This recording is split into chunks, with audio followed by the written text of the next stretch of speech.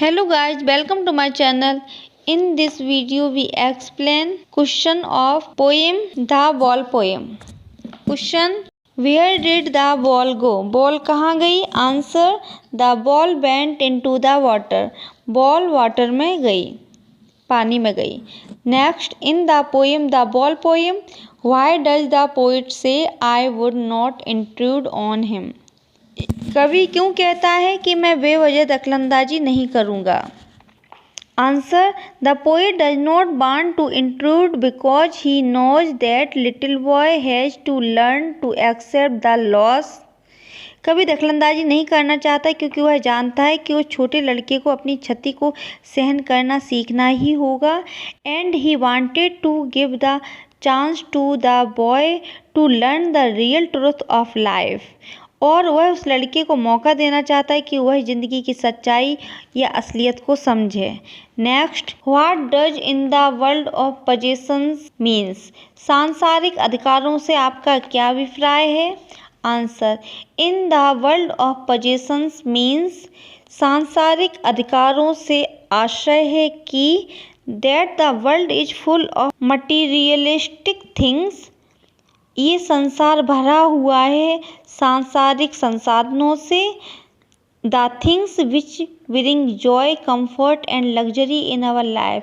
वे चीज़ें हैं जो आनंद, आराम और हमें बहुत वैभवपूर्ण जिंदगी जीने देते हैं. Next poem Amanda. Question: how old do you think Amanda is? How do you know this? आपके हिसाब से अमांडा की क्या उम्र है और आप ये कैसे कह सकते हैं? आंसर: अमांडा कुड बी 10 और 12 years old. She seems to be school going girl. Amanda की उम्र लगभग 10 या 12 वर्ष की होगी. वह स्कूल जाने वाली लड़की लगती है. The things for which her mother scold her are typical instructions giving to a girl of this age. जिन बातों पर उसकी माँ डांटती है वह वही निर्देश हैं जो चले आ रहे हैं. This age group girls read stories about mermaid और रपंजल.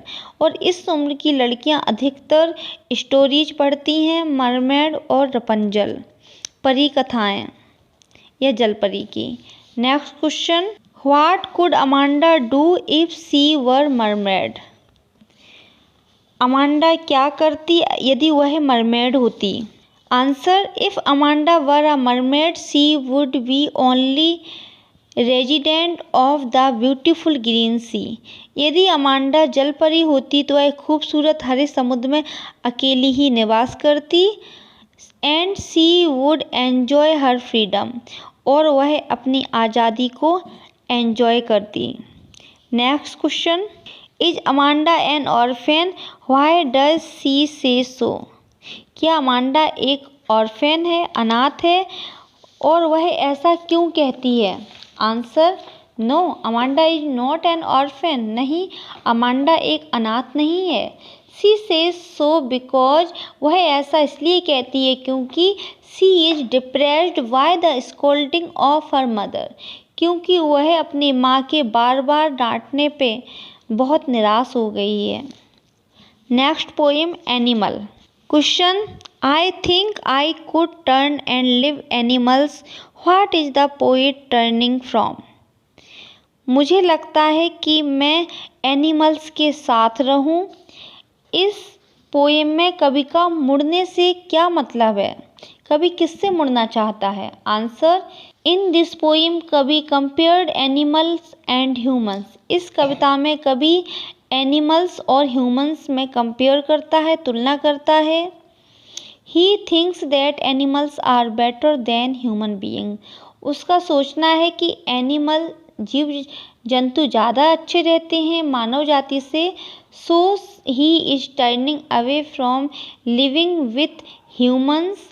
इसलिए वह टर्निंग लेना चाहता है, मुड़ाव लेना चाहता है जीवों से या मानव से. And go to live the animals, और जाकर पशुओं के साथ रहना चाहता है. नेक्स्ट पोएम्स हम नेक्स्ट वीडियो में कवर करेंगे. Okay guys, thank you for watching my channel. Like and subscribe the channel.